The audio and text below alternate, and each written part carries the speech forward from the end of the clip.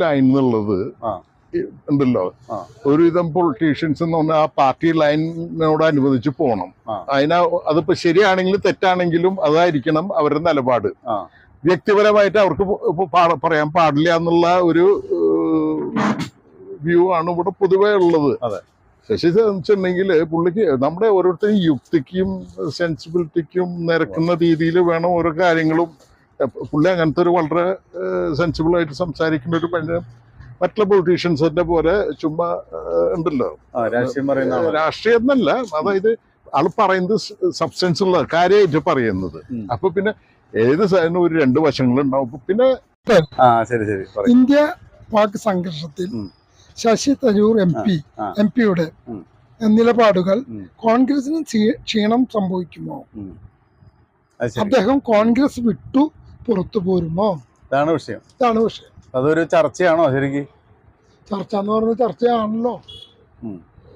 അത് നമുക്ക് ടി വിയിൽ അതിങ്ങനെ വരുമ്പോ അങ്ങനെ ഒരു തോന്നലുണ്ടോ, ഒരു പ്രശ്നം ഉണ്ടെന്നുള്ള പോലെ? തീർച്ചയായിട്ടും ബാക്കിൽ അതങ്ങനെ വായിക്കുമ്പോ ഒരു തോന്നലുണ്ട്. സത്യത്തില് അല്ല, ശശി തരൂർ പാർട്ടി വിട്ട് പോകുന്നൊരു രീതി വരുന്നുണ്ടോ? തോന്നുന്നു. പോകാതിരിക്കുക അത് വേറെ കേസ്. എന്നാലും ഒരു ചെറിയൊരു ഡൗട്ട്, സംശയം വരുന്നുണ്ട്.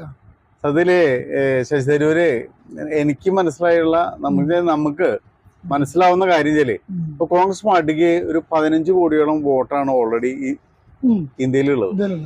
BJPക്ക് ആണെങ്കിൽ ഒരു 26 കോടിയോളം വോട്ട് റണ്ണിങ്ങിലുണ്ട്. അപ്പൊ ഒരു 10 കോടിയുടെ വോട്ടുകളോളം കോൺഗ്രസിന് എക്സ്ട്രാ നേടിയെങ്കിലാണ് ഒരു കേന്ദ്രത്തില് ശരിക്കും അധികാരം കിട്ടാൻ ചാൻസ് ഉള്ളൂ.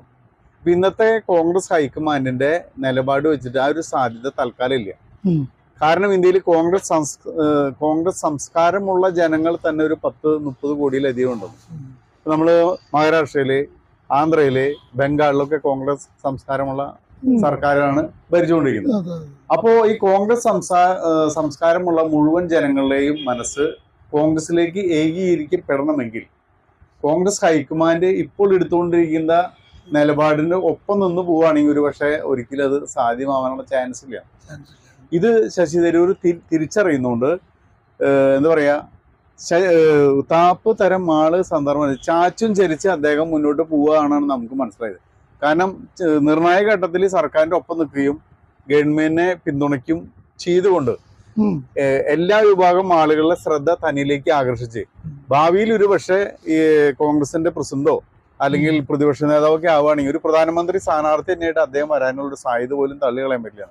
അപ്പൊ കോൺഗ്രസ് സംസ്കാരമുള്ള ഒരു 30 കോടിയോളം ജനങ്ങൾ അവരുടെ മനസ്സ് ഒറ്റക്കെട്ടായിട്ട് ശശി തരൂരിന് അനുകൂലമായിട്ട് മാറ്റി ഒരു ഭാവി പ്രധാനമന്ത്രി വരെ ആവാനുള്ള സാധ്യത ഓൾറെഡി അദ്ദേഹം കാണുന്നുണ്ട്.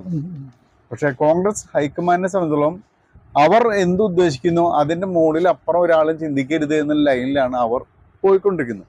പാർട്ടി ഒരു നിലപാടെടുക്കുമ്പോൾ പാർട്ടിക്ക് എതിരെ ചിന്തിക്കുന്നു, പാർട്ടി പറയുന്നതിന് അപ്പുറം ചിന്തിക്കുന്നു എന്ന രീതിയിലാണ് ഈ വിഷയത്തെ കാണുന്നത്. അതുകൊണ്ട് വരുന്നൊരു ക്ലാഷ് പോലെയാണ് അത് പുറത്തേക്ക് തോന്നുക. പക്ഷെ ഒരിക്കലും അദ്ദേഹം പാർട്ടി വിട്ട് പോവില്ല.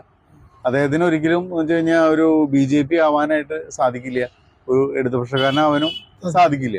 എപ്പോഴും സ്വതന്ത്ര നിലപാടിലും സത്യസന്ധമായും എന്താ പറയാ വസ്തുനിഷ്ഠമായും നയവും നിലപാടും ആവർത്തിച്ച് പ്രഖ്യാപിച്ചുകൊണ്ട് അദ്ദേഹം നിലനിന്ന് മുന്നോട്ട് പോകും. അല്ലാതെ ഒരിക്കലും ഏതെങ്കിലും ഒരു പാർട്ടിയുടെ അടിമയായിട്ടോ ഒരു ചട്ടകായിട്ടോ അദ്ദേഹം മാറിപ്പോകാനുള്ള ചാൻസ് ഇല്ല എന്നാണ് നമുക്ക് പറയാനുള്ളത്. കാരണം ആള് പാർട്ടി വിട്ട് പോയിട്ട് BJPയിൽ ചേരുക അല്ലെങ്കിൽ അങ്ങനത്തെ ഒരു ചാൻസ് അല്ല, ആ ഒരു സാധ്യത അദ്ദേഹത്തിന്റെ രീതിയിൽ ഇല്ല. പക്ഷെ ആള് ലക്ഷ്യം വെക്കുന്നത് വളരെ നല്ലൊരു ഐഡിയ ആണ്. കാരണം വെച്ച് കഴിഞ്ഞാൽ നമ്മള് ഇന്ത്യയില് BJP 140 കോടി ജനങ്ങളുണ്ടെങ്കിൽ അതിൽ വോട്ടർമാർ 97 കോടിയോളം വോട്ടർമാരുണ്ടെന്ന്. ഒരു 30 കോടിയിൽ താഴെ വോട്ടർമാരാണ് BJPക്ക് ഇപ്പോഴും നിലവിലുള്ളൂ. അതുകൊണ്ട് ബാക്കിയുള്ള വോട്ടർമാരെ സ്വാഭാവികമായിട്ട് ആകർഷിക്കുന്ന ഒരു നേതൃത്വം ഇന്ത്യയിലില്ലാണ്. ഇന്ത്യയിലെ പ്രതിപക്ഷ കക്ഷികൾക്കൊന്നും ഇന്ത്യ ഒന്നാകെ കാണാനോ ഇന്ത്യ എന്നുള്ള നിലയിൽ കാണാനുള്ള ഒരു മൂല്യം ഉള്ളൊരു നേതാവില്ല. അപ്പോൾ നേരെ മറിച്ച് കോൺഗ്രസ് ഹൈക്കമാൻഡില് ഉള്ള ലീഡർഷിപ്പില് കാരണം പല നേതാക്കന്മാർക്കും ഇന്ത്യയിൽ പല രാഷ്ട്രീയ പാർട്ടിയിൽ പ്രതിപക്ഷങ്ങൾക്കും പരസ്യമായിട്ട് അവരുടെ നേതൃത്വം അംഗീകരിക്കാനായിട്ട് വിഷമമുള്ള ആളുകളാണ് ഇന്ത്യയിലെ പല രാഷ്ട്രീയ പാർട്ടിയിലുള്ളത്. അതുകൊണ്ട് ഒരുപക്ഷെ ശശി തരൂർ എന്ന വ്യക്തിയിലൂടെ മുഴുവൻ കോൺഗ്രസ് സംസ്കാരമുള്ള മുഴുവൻ ആളുകളും ഏകോപിക്കാനുള്ള ഒരു സാധ്യത അദ്ദേഹം മുന്നിൽ ആയിരിക്കും.